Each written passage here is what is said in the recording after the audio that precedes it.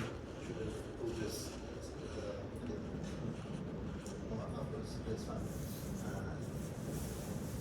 Representations are basically actions of groups on vector spaces, and here we're concerned with finite dimensional vector spaces, and correspondingly the representations are called finite dimensional representations.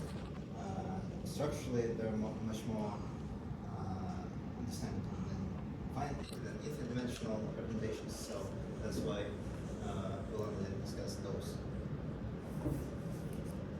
today.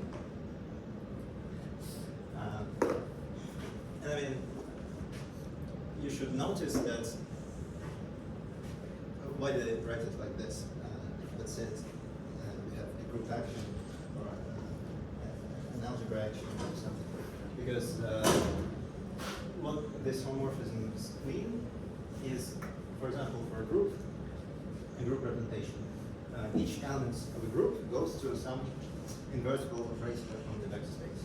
For an algebra, each element of the algebra corresponds to some operator on the vector space. So the elements of the group, the algebra, the Lie algebra, whatever that is, they act by some operators on this vector space. That's an action. And I mean, we could also represent other algebraic objects, but these are the most common things. Yeah. We write it like this. So in this talk, we'll mostly discuss representations of groups because we don't have too much time. Right, so I'll mostly talk about groups until I start talking about Lie algebras.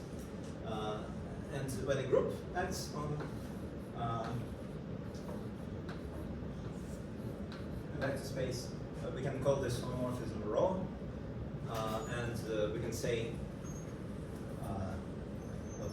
suppose G is an element of G. What does it mean that acts on the things that from G operates on G, an invertible one, because G is invertible. And we can denote this rho of G acting on V. We'll just denote it by G in some notation. Okay, and also there are some technical details that usually when your group is, say, topological, you want this homomorphism to also be continuous. When it's algebraic, you want it to be a regular morphism. When it's measurable, you want this to be a measurable function.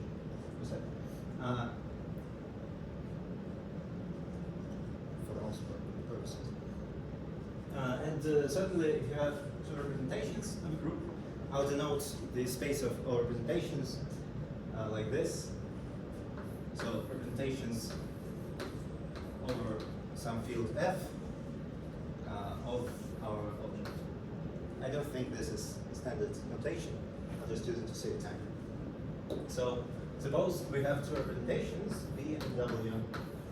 By the way, I write them as just vector spaces, but what I mean by this is that there's also this homomorphism rho, but it's implicit here.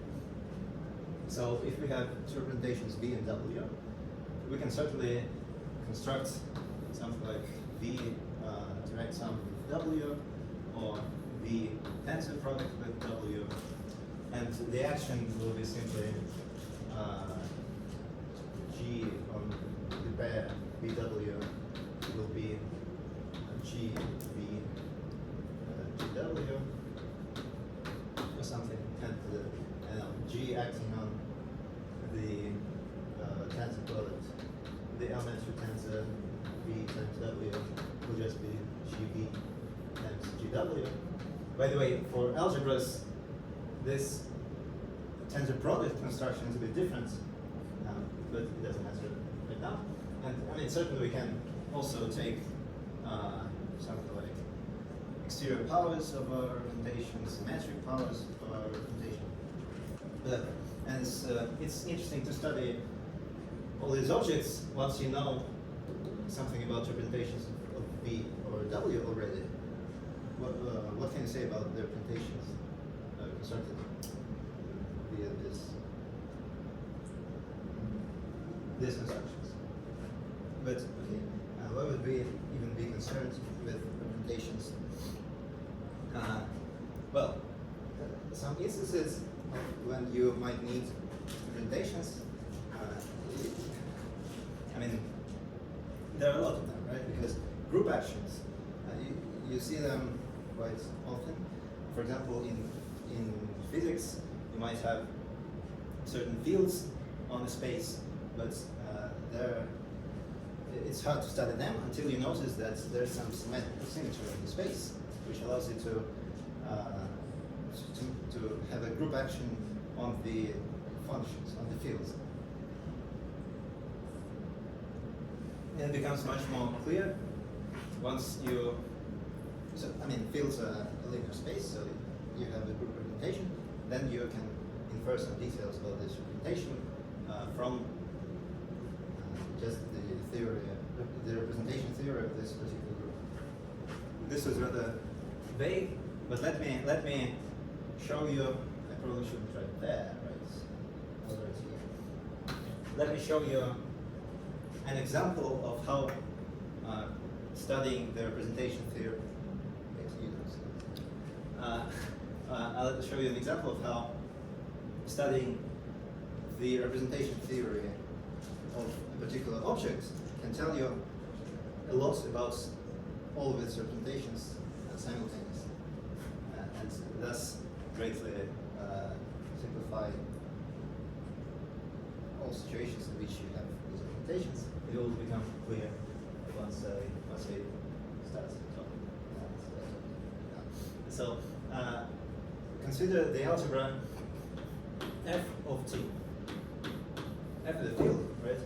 And this is an algebra, the algebra of all polynomials.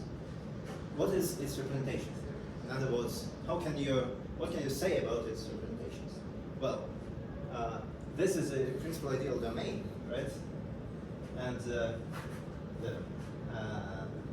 if you don't know what a principal ideal domain means, that's fine. It won't play any role.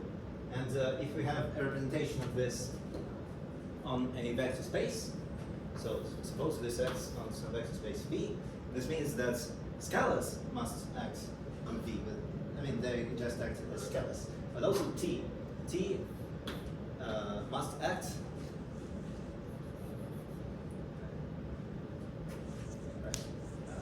this is just a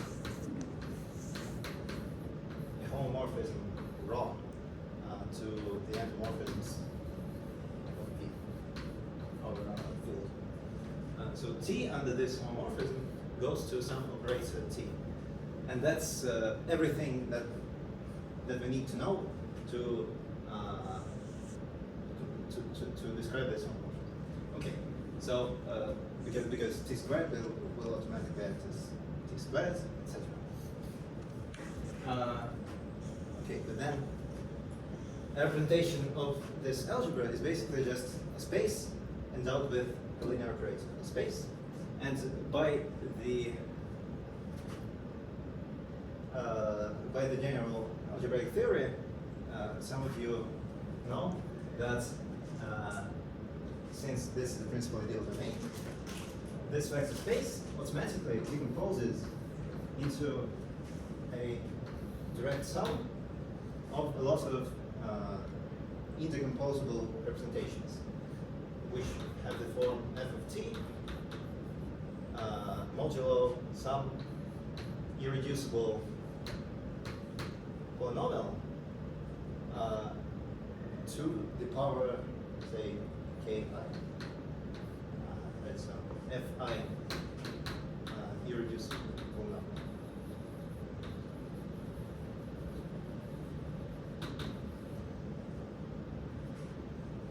That's in the case when f is the field of the complex numbers, this is the Jordan composition of T.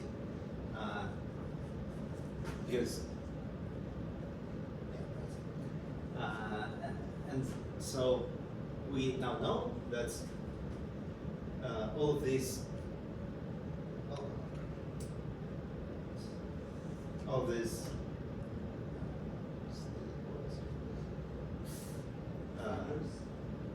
factors invariant subspaces in our representation, because acting on them by the whole f of t leaves them inside of themselves. Right. So every finite dimensional representation of this algebra can be decomposed into these components, and so this component, so the indecomposable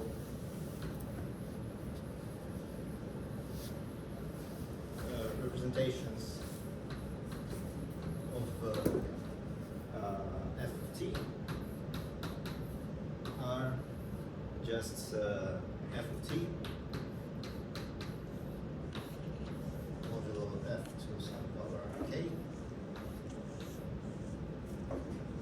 So, and I mean, this is the complete, more or less, description of all representations of f of t, which helps us a lot. For example, when f is equal to c, we have the Jordan canonical form. This is just the Jordan canonical form, and you know that it's very useful, and you probably use it every day. So this is how representation theory can help us study some.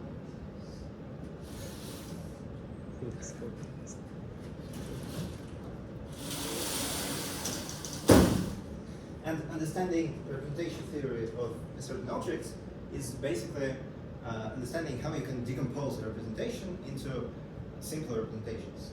Sometimes they're indecomposable, sometimes they'll be irreducible. But let's talk about being irreducible or being indecomposable. B. Question. Huh? I have a question. Right. So, this result, right? We got this from the fact that V is a module over PID, right? Like, why did we need to remember, or why did we need to take the view of like representation theory there? This is just an example of what representation theory means. It means that we can decompose every representation of this into simpler components, and how this can help us in various areas of mathematics. This is just one. It's coincidentally, this is a simple enough object algebra that we can study it using. I mean, we can produce this result using some theory which is not representation theoretical, because but the result is representation theoretical. I see. Okay. So V is representation. We'll mostly talk about the complex representations, but I guess for now it will still be f of g, or not of g, of a, is reducible if there exists some proper subspace which is invariant under the action of G, which means that every element of, which means that G acting on V preserves V, so it belongs to W, it belongs to W, and for every G. And this is sometimes useful because when we can have such an invariant smaller subspace, we have, for some purposes, it's enough to consider this subspace because they're of smaller dimension and therefore they're smaller. A stronger property is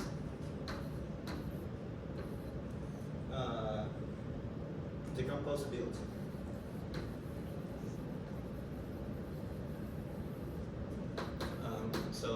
now we need W and U subspaces of V such that they're representations of G, so they're G invariant. So what is GW? It's the set of GW for all W belonging to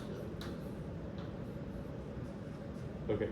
And see, and W is it's a subspace of V. Okay. And V is a representation of G? V is a representation, yes. And this representation is one of those three, or could be one of these three?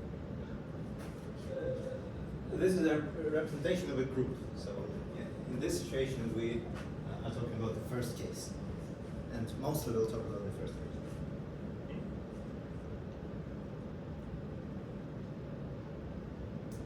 All right. Is decomposable if V actually equals W plus U, where W and U are G invariant.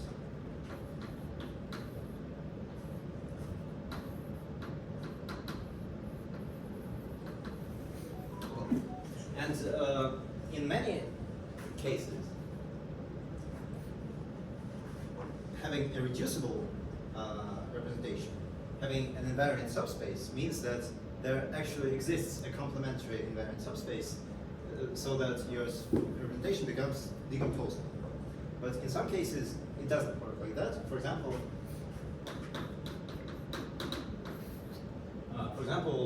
well, let's remember this Jordan decomposition, and let's have f of t acting on V, or say on f squared by just the matrix whatever lambda we want 1, 0 lambda, this Jordan block. In this case, this will be an invariant subspace.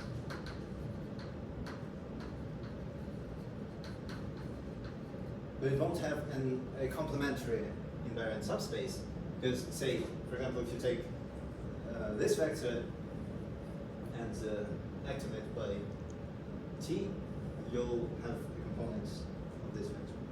You don't have a whole complementary invariant subspace. I mean, the strict proof that there is no complementary subspace is just application of the fundamental theorem of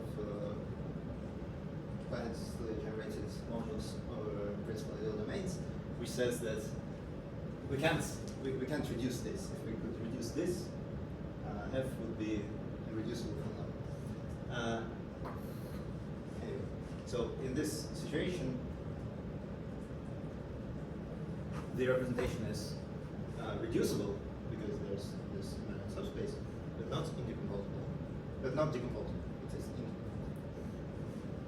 From this perspective, the Jordan decomposition is just the decomposition into indecomposable components.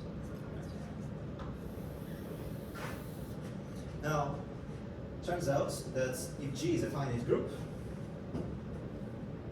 I mean, G finite group. For example, what are representations of finite groups? You can have some shape in the Euclidean space, for example, a polyhedron. And your group can be the group of symmetries of this polyhedron. Like say, this kind of slab, which has in 3 dimensions. It's very basic shape. So this is it has a square here, but it's a bit thicker than just a 2-dimensional square. What are the symmetries of this figure? This face can only remain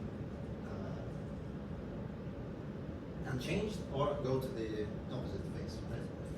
And likewise, this face can only rotate, or I mean, flex maybe, but it always stays in this plane, right?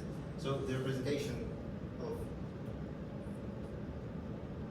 the symmetry group of this, let's say this is P, and the group of symmetries of P acting on the three-dimensional three. It actually is reducible, right? Because essentially this face is acted on in a one-dimensional way. It can only stay like this or reflect to the other side. So this is supposed to be perpendicular to this face. This is like the one invariant subspace, and this plane is like the other invariant subspace. But as long as as soon as we make this slab even thicker and obtain a cube,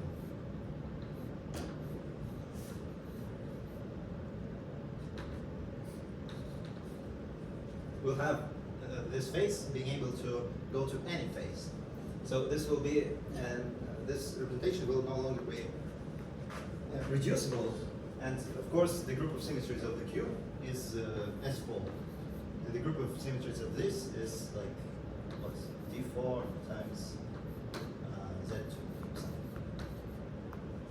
This is much bigger.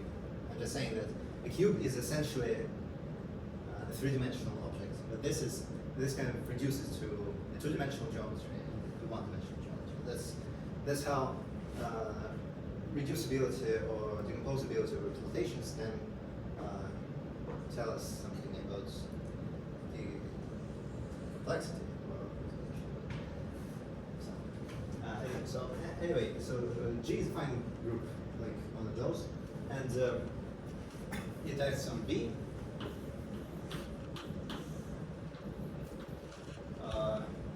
And now we're over the complex numbers.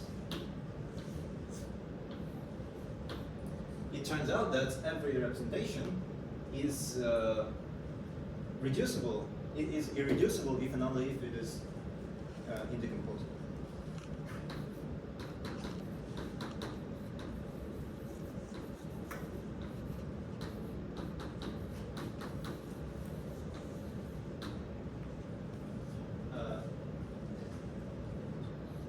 Which, I mean, we can also phrase it as we can decompose V into indecomposable components, right? Just by dimension arguments that we take away one indecomposable component, another one, and essentially eventually we'll run out of them. And then all of those components will be irreducible. So this just means that every representation of a finite group can be decomposed into irreducible components and not just indecomposable, which is why it's called total reducibility. Something total.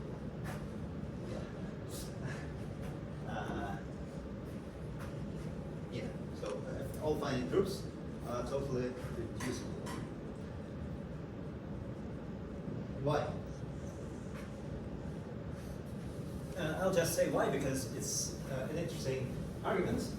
It involves a general technique of how you make invariants, how you make things invariant under the group action. Question: is this only over C? Is this? Yeah, this is over C because we'll use Hermitian metrics right now. So, as I've said, suppose V has some invariant subspace. I mean, let's say proof. Suppose W is a proper subspace of V, which is G invariant. Then the definition of being irreducible or something tells us that if we to prove this theorem, we need to find a complementary invariant subspace for W. And the way to do this is suppose we have suppose we had some information in a product on V, which is G invariant, which means that the inner product of V with W is always equal to the inner product of G with G W. So this is the definition of a G invariant inner product. Okay, but how? I mean, yeah. Suppose we had this inner product, and we were to find a complementary subspace to W. We can do this in one step just by saying U is defined as W with respect to this inner product. Because, I mean, yeah, some argument tells you that you can easily see that if this inner product is G invariant, then the perpendicular complement, orthogonal complement to W will be also invariant, if W will be invariant subspace. I don't know that works. How do you find this kind of G invariant product? This is the main concept of this proof. So suppose we have just some inner products.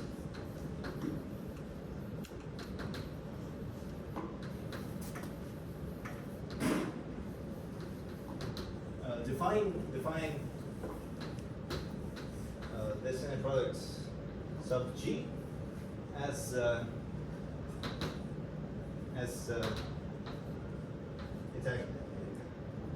the evaluation of this on VW is just the evaluation of the initial inner product on GV, GW. That's it. Okay, and now we want to obtain an invariant inner product, right? So we want this inner product sub G to be equal to this initial inner product, right? For every G. Right. Okay. We can do this for a finite group by just literally taking the average of all of these over all G's. So we can even divide by the order of the group and say take the sum of all of these inner products over all G belonging to G.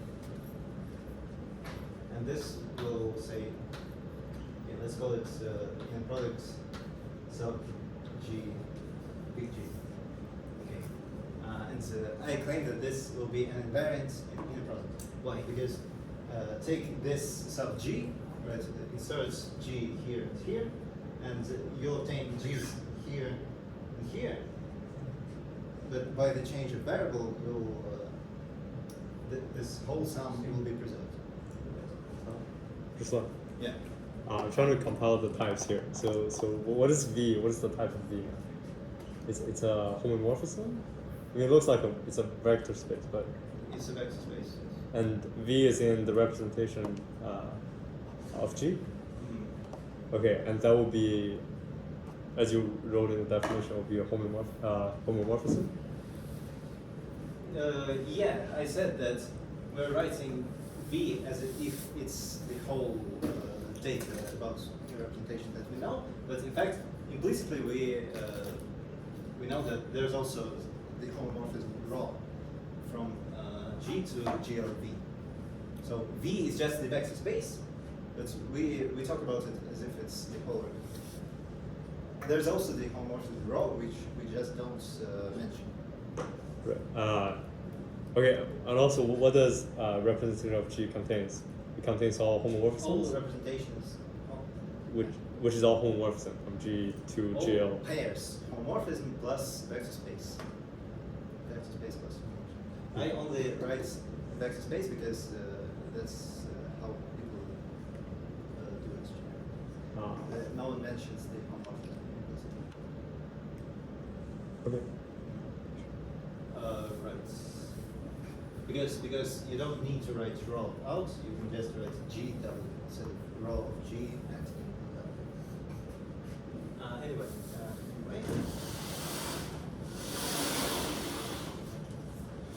Why will this thing be invariant? We already discussed it.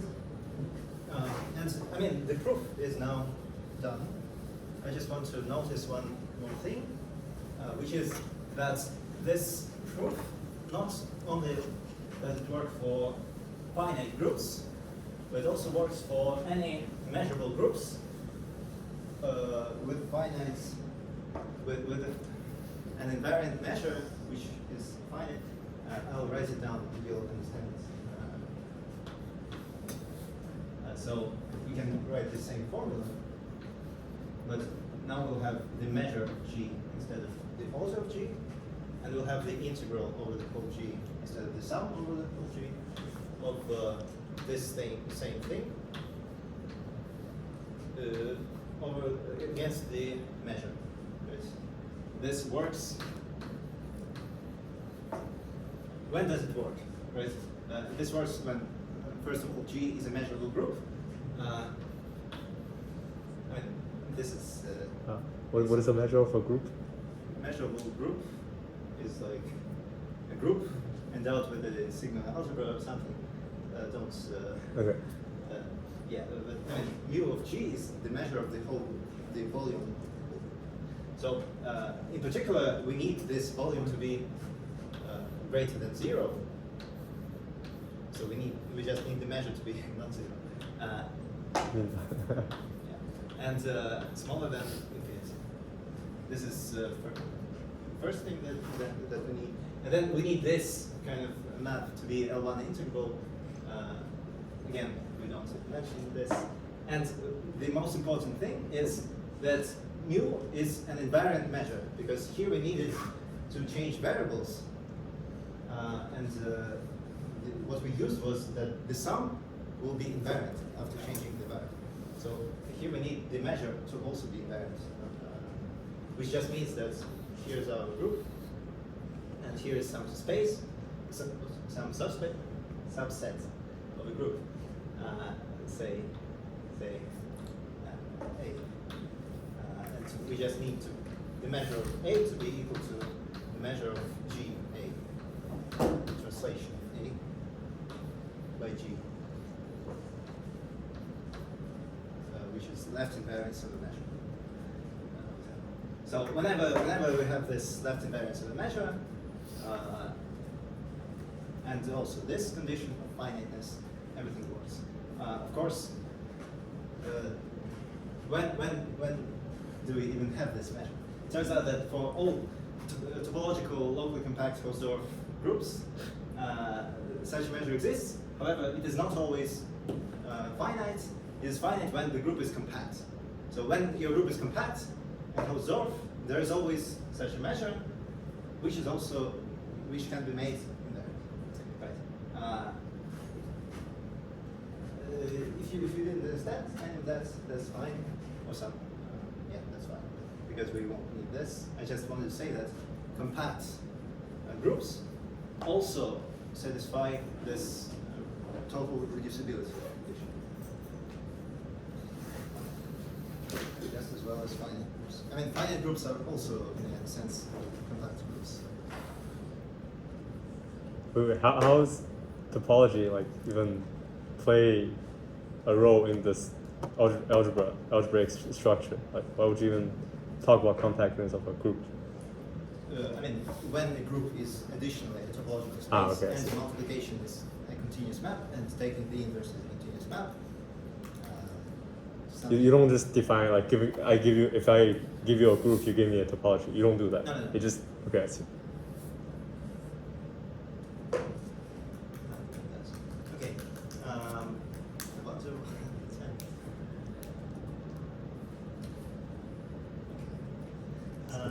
I see. So, okay, that was total decomposability, total reducibility. Now, I mean, one observation which we can make is that if G is finite, then every row of G will be diagonalizable.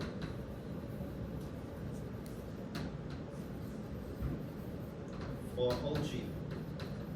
Why? Just because G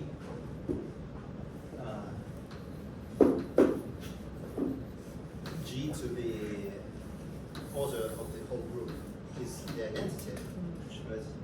Because the group is finite. So rho of G to the order of the whole group will also be the identity operator.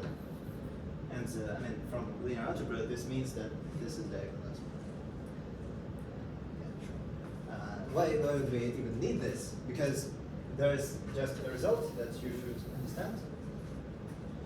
That's, I mean, or just know of that if G is abelian, so in addition to being finite, which is not too necessary, but let's say G is finite and G is abelian. Then what do we have? Then rho of G's all commutes, right, with each other, and therefore they're all diagonalizable and they all commute. So by some more linear algebra, they can be all diagonalized in the same eigenbasis.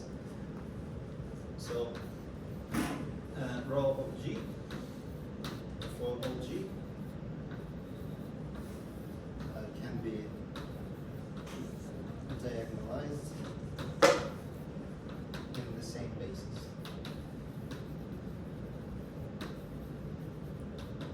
But this, what does it mean? This means that the eigenspaces will be invariant subspaces.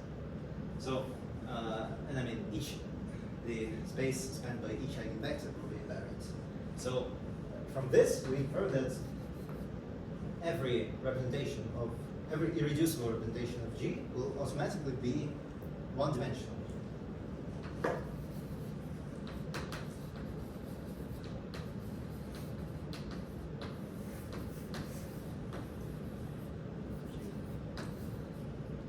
One-dimensional.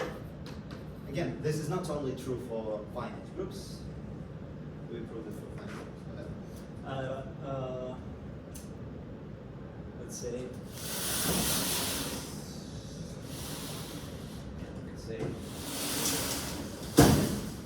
And what's next? Next is we'll finish talking about finite groups, because for finite groups it turns out there is a complete theory of their representations, and we know more or less everything. And the key to understanding the representations of a finite group is the theory of characters of representations. Characters of representations are something that works only for finite groups, but it serves to help to tell us everything about their representations. So I have a question. So could that not be said that all irreducible representations are one-dimensional when G is finite, not necessarily Boolean as well? No, because non-commuting operators can be diagonalized in the same eigenbasis. Why do we need the same? Why do we need to have the same basis? Because if they're diagonalizable in the same eigenbasis, right, then take the first eigenvector. Whatever element you act on it by, this eigenvector will stay in the same space, which is spanned by it. However, if it wasn't an eigenvector for all operators, right, then there might be some operator such that this is not an eigenvector for this operator, and it will make the vector leave its line which passes through it. So it won't be invariant anymore. You see, I still don't understand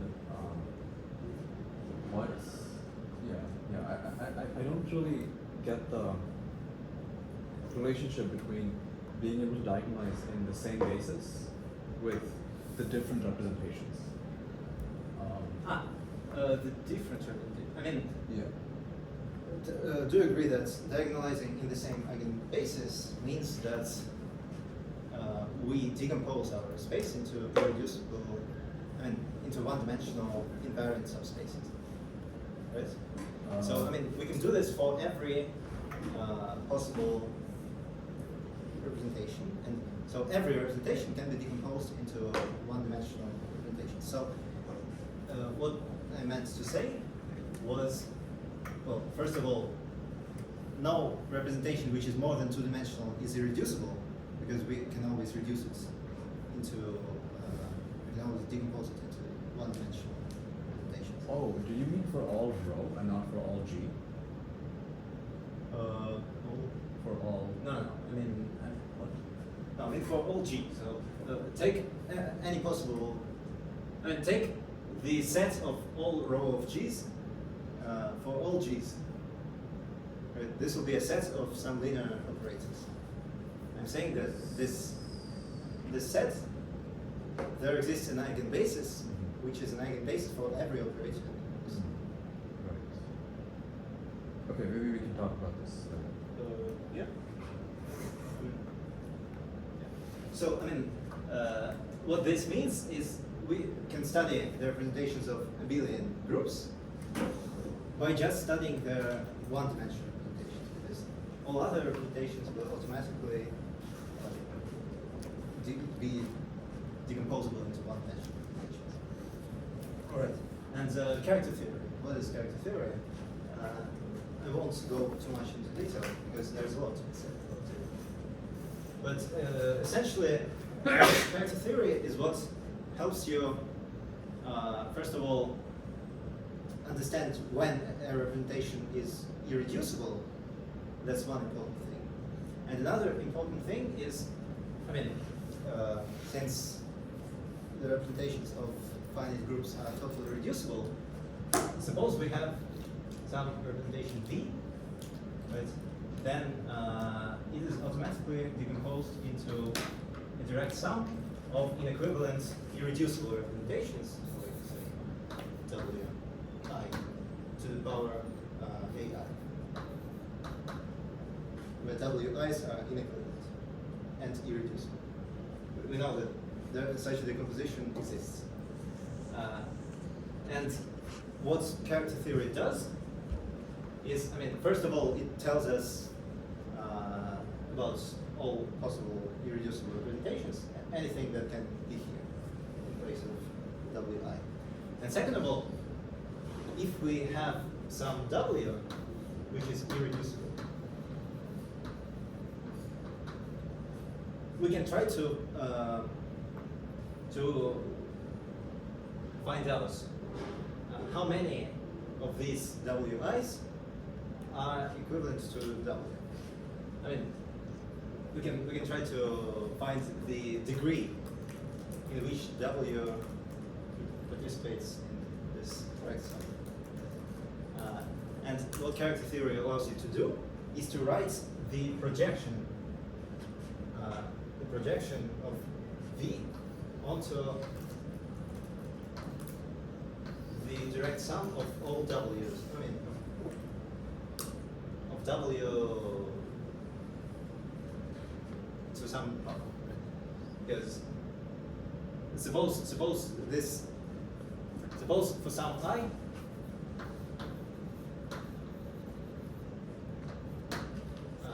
Wi is equal to W, right? Then we can write down a projection from V onto this particular component. And this essentially tells us not only what irreducible representations are, but also how to find them inside of any representation, which basically allows us to say anything we want. I mean, this is not all. We need more instruments, but this is the basis for understanding representation of finite groups. And what are characters? So if we want to identify subspaces which are isomorphic to this representation, we need to somehow work with them independently of their particular form. Like we want to identify them independently of how exactly they look like. If this makes any sense. What I'm saying is, what can help us is the trace, because the trace doesn't depend on the choice of the basis. So just what a character is of a representation V is just a function from G to complex numbers, if we're on really complex numbers, which does the following. For a G, it just tells us what the trace of the row of G is. And this is important because not only is it independent of the choice of basis and whatever, also we have useful formulas that G of a direct sum, the character of a direct sum as a function is just the sum of characters. And likewise, character of the tensor product is the product as a function.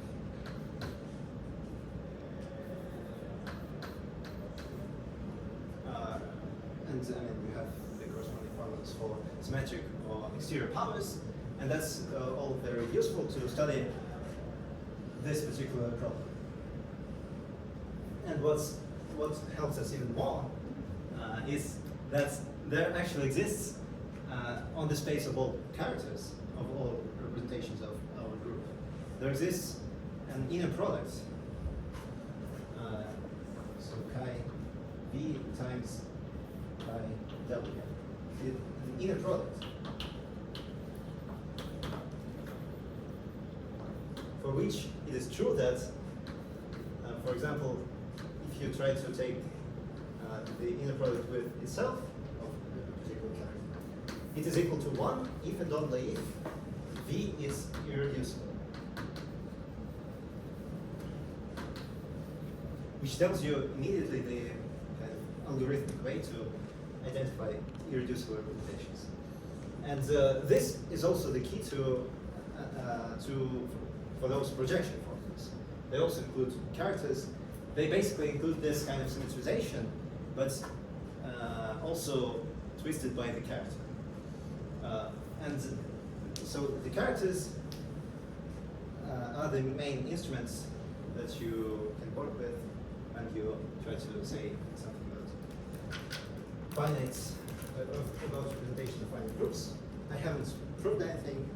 You should just know that this is one of the instruments. But what I already mentioned was that, does anyone have questions? Yes, so if G is finite, like the problem of whether the representation is reducible is just a matter of just checking the characters, the value of the characters on all the group elements, right? Like, right, yes. So it's like a very finite sort of thing. Yeah, and also, I mean, with the help of this inner product, it also turns out that for different, yeah, I didn't mention it, but if V and W are different irreducible representations, then their inner product is equal to 0.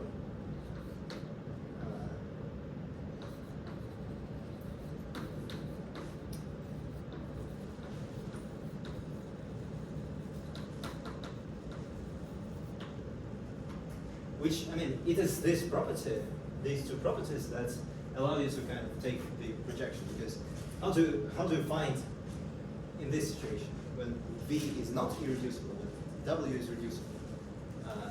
V is decomposed into a direct sum, from which we can infer that the character is just a sum, right? And so what if we take the inner product of the character of V with the character of W? It will be 0 for all WI's that are not equal to W, as a representation. And it will be 1 for all of them which are equal to W. So the inner product of the character of V with the character of W will be just AI, this, the degree in which W is a component of V.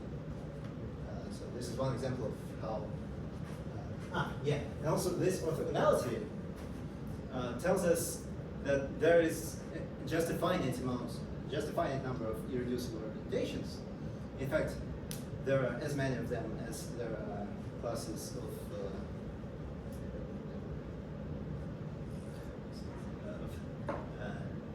whatever. There's a finite number of them, and we can write down tables of representations, tables of characters for the group.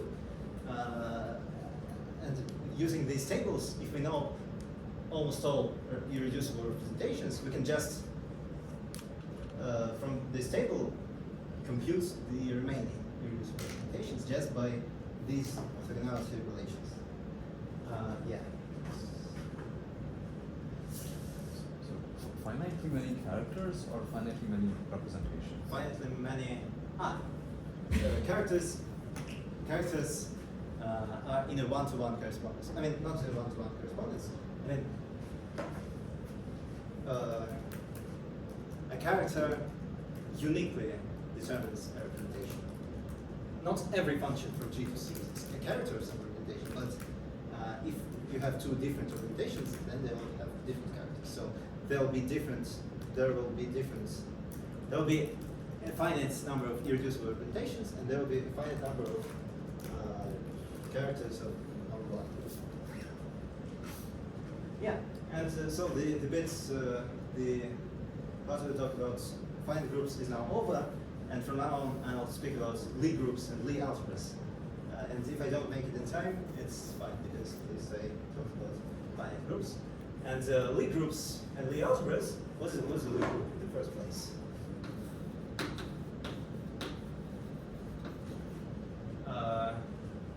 A Lie group, G is a Lie group if it's a group, first of all.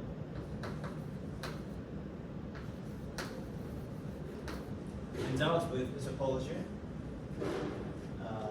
even endowed with the structure of a smooth manifold.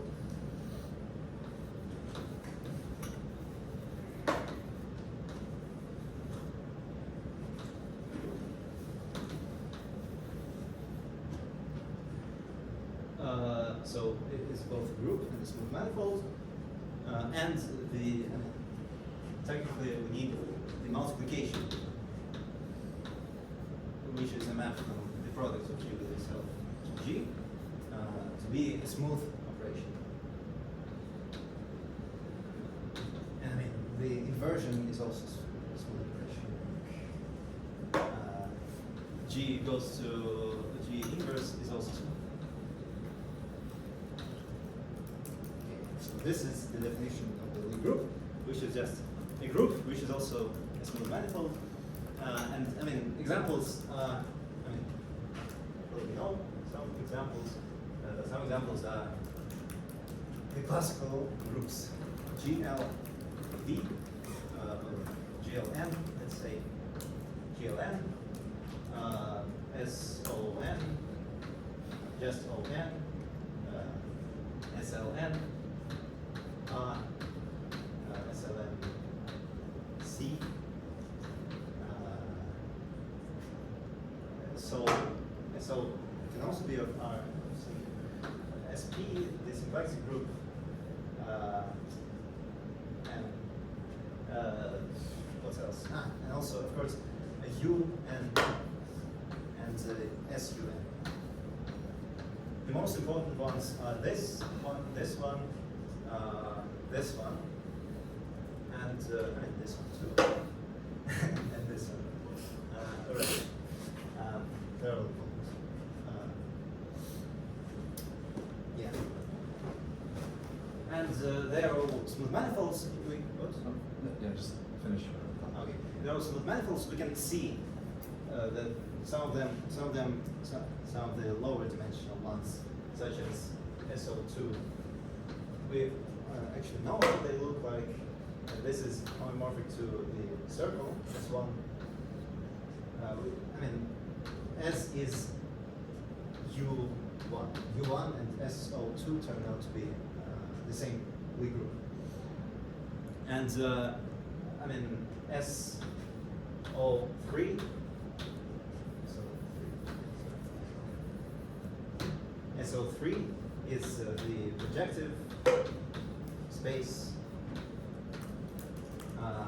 And for say SU2 is the three-dimensional sphere, which actually has a double color of the projected three-dimensional space.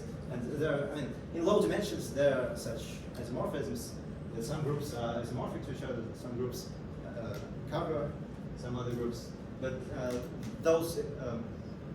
these kinds of phenomena mostly only occur in low dimensions. And in higher dimensions, these are all different groups that don't, in general, have anything to do with each other, except for UN, because it has a lot to do with SUN. And ON, of course, is just two copies of SON. So we usually don't talk about this. And this. What did you want to ask? Oh, I was going to ask about S1, S3, S7. S7. Yeah, S7 is not exactly a group. It's not a group, but it has a lot to do with these low-dimensional isomorphisms, or it's an interesting thing.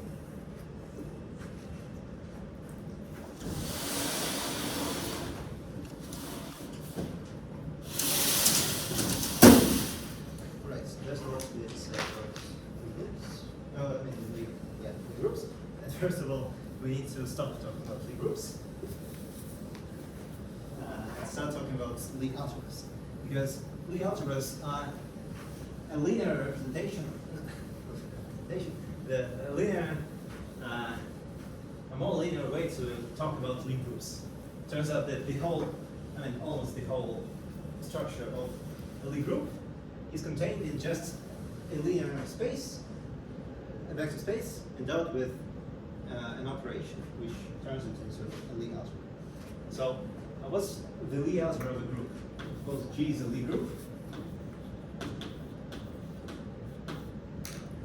Then G, this kind of Gothic G, is defined, and this is its Lie algebra. Lie algebra of G is defined as the tangent space to G at the identity, right? So if G was some smooth manifold, we can take the identity element, which is just a point in it, and we can take the tangent space to this point. This will be our Lie algebra. Okay, but I promised you that this will be an algebra, although not an associative one. It will be a Lie algebra. So there must be some operation on this vector space. It's a vector space of dimension equal to the dimension of the group. And the operation, it has a lot of definitions. I'll use the ugliest definition of all of them, which is, suppose A and B are elements of this G. So there are tangent spaces to the identity, tangent vectors and the identity. So there exists some curve gamma A and some curve gamma B, which start at the identity and go along these tangent vectors. So if this was A, then this is gamma A, the curve, and if this was B, then something like this would be out of gamma B. So it's just some curves that represent these two tangent vectors, their velocity. These tangent vectors A and B, whatever. And the Lie bracket of A with B is defined as, I hope I'm right when I say that, but it's defined as the, I might be wrong, it's fine, as the second derivative over Ts of the commutator gamma A of T, gamma B of S, gamma A of T inverse in the group. gamma A, gamma B of T, F of S, inverse. Right? And this is this depends on T and S, and we take the second derivative to T and S. And I mean, this is not in general a vector. This is not a general attention vector because it's kind of a double derivative. But it turns out that some things up to a certain order gets eliminated, and if we do this in some coordinates, we'll always obtain the same vector. So this will be a well-defined tangent vector. So this will be a tangent vector. Is all I have to say. There are different definitions, of course.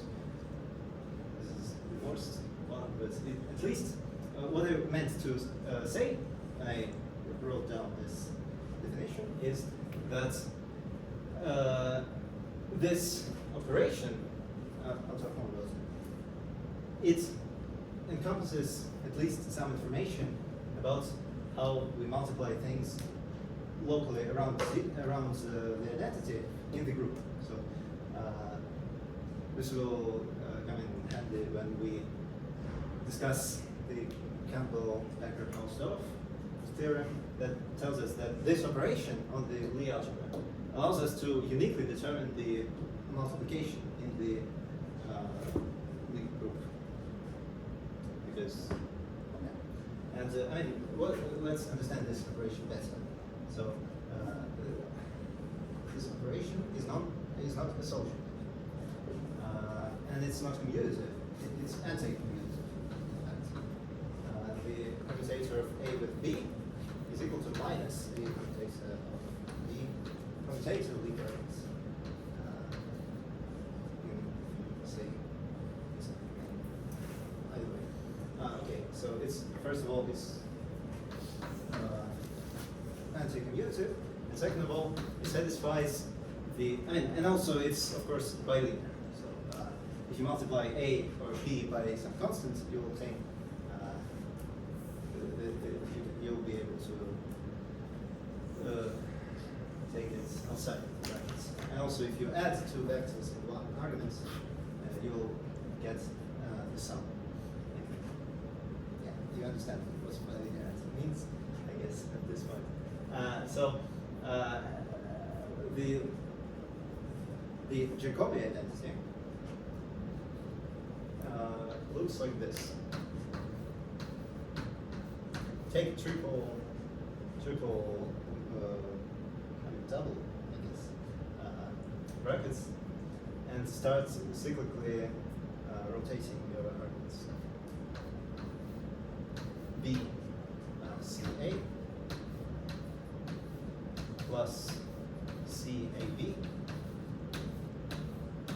is equal to 0. This is the Jacobi identity.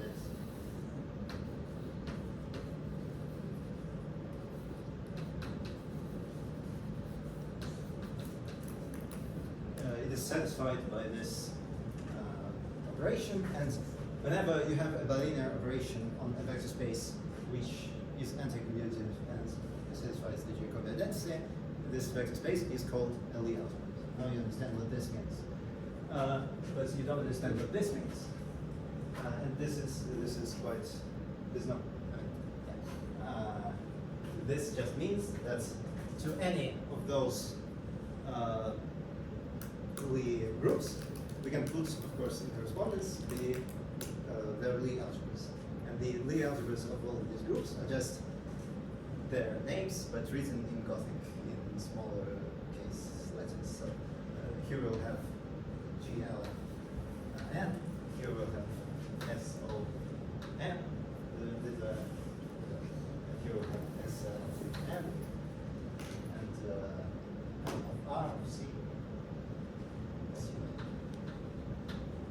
These are the most important.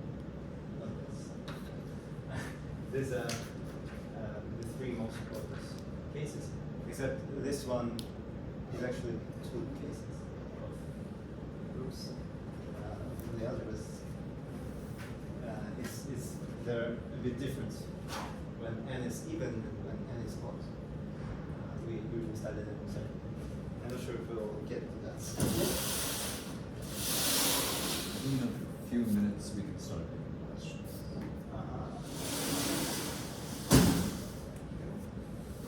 Okay then. And I mean, okay, I'll just say it in words so that nobody will understand. The representation theory of groups by this Becker-Campbell-Hausdorff formula, which tells us how to express multiplication in the Lie group as some series, including the Lie brackets, essentially says that up to some topological ambiguity, the representations of Lie groups just correspond to the representations of the Lie algebras. Okay, and the representations of Lie algebras are much easier to study because Lie algebras are vector space. And to study the representations of Lie algebras is convenient to try to decompose the Lie algebras into simpler components, just as we do all the time. And it turns out that there are several types of Lie algebras that have very easy representations, or like simple enough representations. The class which has the simplest representations is solvable Lie algebras. So solvable. I mean,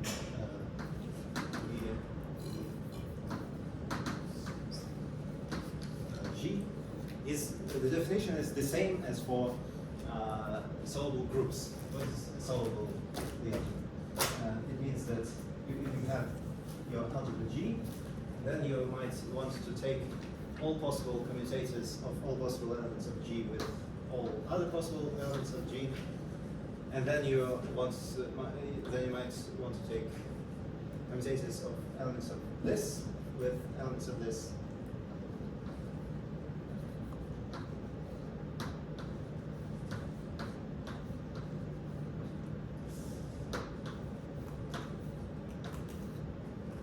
Etc. And then G is solvable if eventually you arrive to 0. And it turns out that one of the theorems about Lie algebras is Lie theorem, which says that any representation of a solvable Lie algebra is very simple. V belongs to graph. The complex numbers of G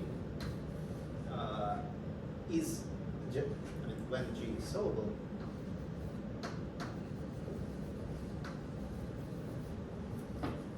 we can have a flag of invariant subspaces, a complete flag of invariant subspaces inside of V, where 0 will be our first, our 0 subspace, and then there will be some line which contains this 0 subspace. Then there will be some plane containing this line, etc., until we arrive to Vn, which will be the whole space. So, and these are all invariant subspaces. So you have the origin, the line, some line, some plane, some three-dimensional space, etc. So, and these are all invariant. So this tells you a lot about the representations of G, because you can always find not only just one invariant subspace, but just a complete flag. Okay, and the two. It's a shame that I didn't have any time to talk about the other kind of Lie groups, Lie algebras, which are called semi-simple, because they're the most interesting thing about the algebras. I'll just say where they come from. So, because for solvable Lie algebras everything is very simple, we can ask ourselves, how can we use this to reduce the general theory of Lie algebra representations to some simpler kind of thing by decomposing a Lie algebra into a solvable component and and not linear. And everything else takes some complements to that. And it turns out that G is some Lie algebra. If G is some Lie algebra, there always exists a unique maximal solvable subalgebra, which is called the radical of G. Maximal solvable Lie subalgebra. And the classical theorem by Levy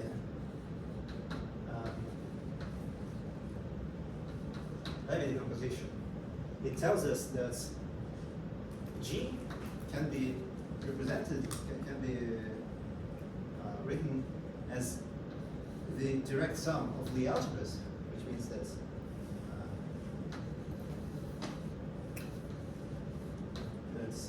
anything from here, the bracket of anything from here and anything from here will be just zero. The direct sum is algebras, not just vector spaces. Of H, this is H, and the radical of G, where radical of G is the maximal solvable subalgebra, and most importantly, H is semi-simple.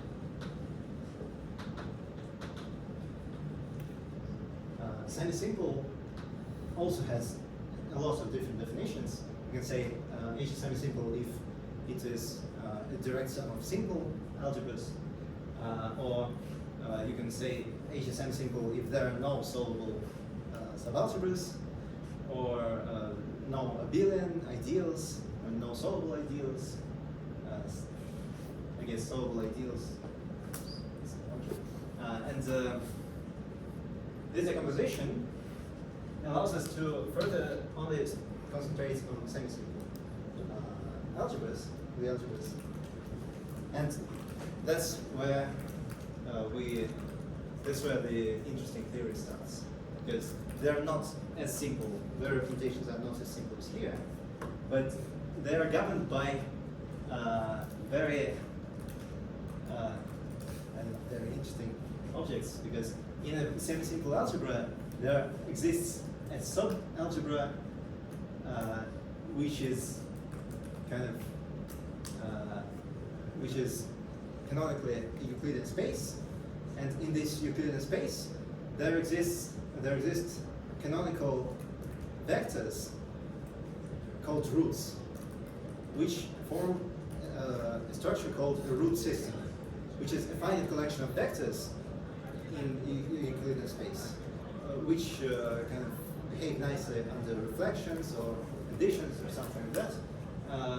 And so the representations of semi-simple algebras, the algebras, turn into, they again get some flavor of finite group representations, because you have finite collections of vectors in Euclidean space, and you can study their symmetries using finite groups, because the symmetry groups are finite. So we again return, partly we return, it connects ourselves to the finite group theory, and in general, studying these root systems is very interesting.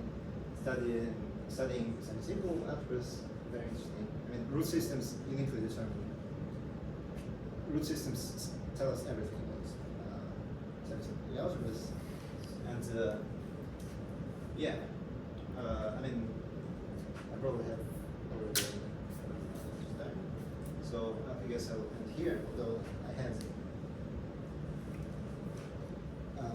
a section where I actually defined this Cartan-Seb algebra and how it acts by weights and where the roots come from. But I guess that's not as important as understanding the general topics. So that will be all.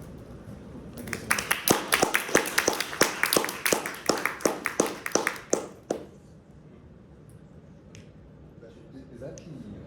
That is the commutator series, right? Of yeah, it's derived series. Derived series. It doesn't. It always terminates because G is finite dimensional, but not always at 0. Sometimes it just stays as G. Right. So this is still G, and this is still G, and you don't get anywhere. I guess for semi-simple groups, that's the situation. Right. And like this least theorem, that's sort of reminiscent of V being sort of decomposable into like an invariant sort of subspace that looks like one Jordan block, right? Like one. Yeah. This is why I said these are invariant subspaces. Right. But I never mentioned anything being anything having a complementary subspace, because they might in general not have any complementary invariant subspaces. And an example of such a flag occurring in nature, it could be this Jordan block, one Jordan block. It has precisely this kind of flag decomposition, even though it doesn't have anything to do with solvable Lie algebras. It's still a good way to understand this, because for a Jordan block there is the eigenvector, and there is you probably know about the Jordan block. So this is kind of analogous to that situation. And also, I didn't mention, but it's good to understand that semi-simple algebras also turn out to be completely reducible. Their representations are completely reducible. Because in general, for Lie algebra, it's not true. In contrast to finite groups, that representations decompose into irreducible components. For example, here, right here, these spaces don't have complementary invariant subspaces. But for semi-simple algebras, this is the situation. And also, all of the interesting classical algebras, SLN, SON, SUN, starting from some n's, they're all semi-simple. So this is also why it's important to study semi-simple algebras. Cool.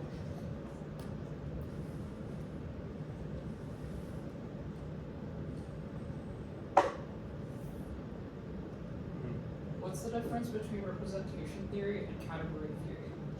I mean, the difference. What's in common between them? I mean, one connection to category theory would be the very formalization of the concept of representation theory. What is representation theory of a certain object?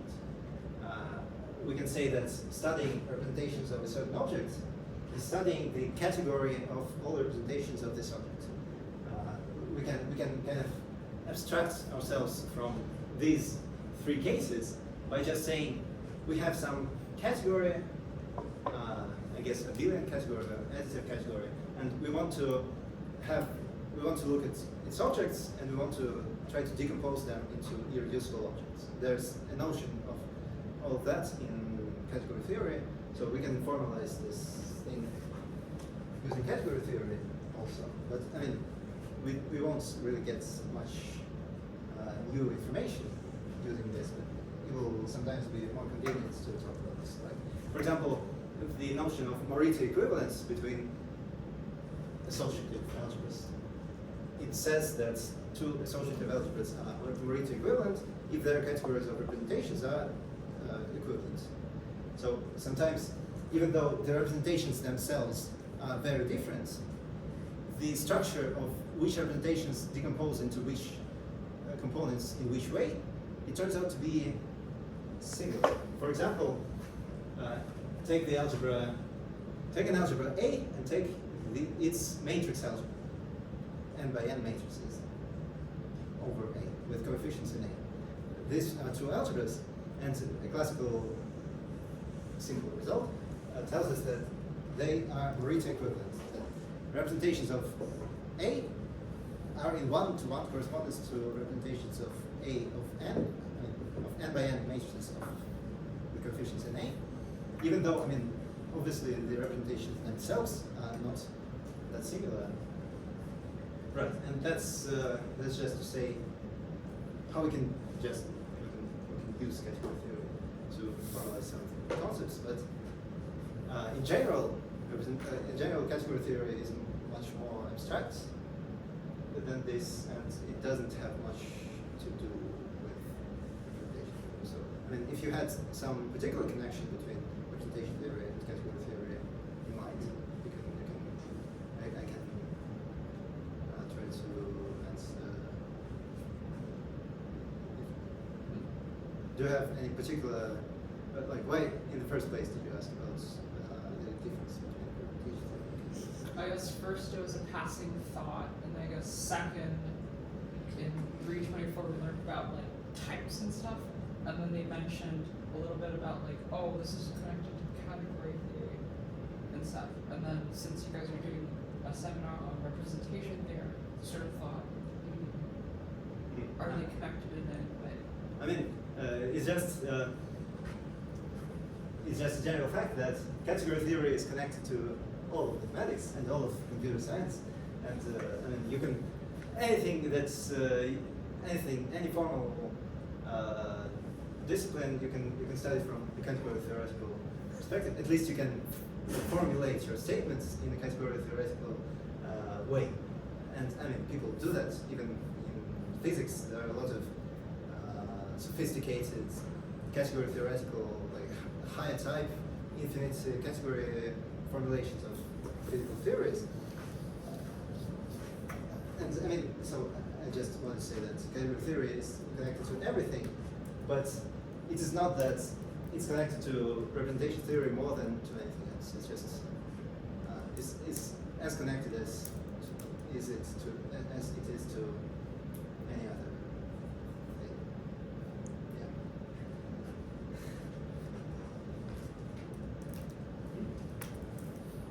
Yeah. Any more questions? Yeah, I just we can just like informally discuss after. Yeah. Cool. Yeah. So,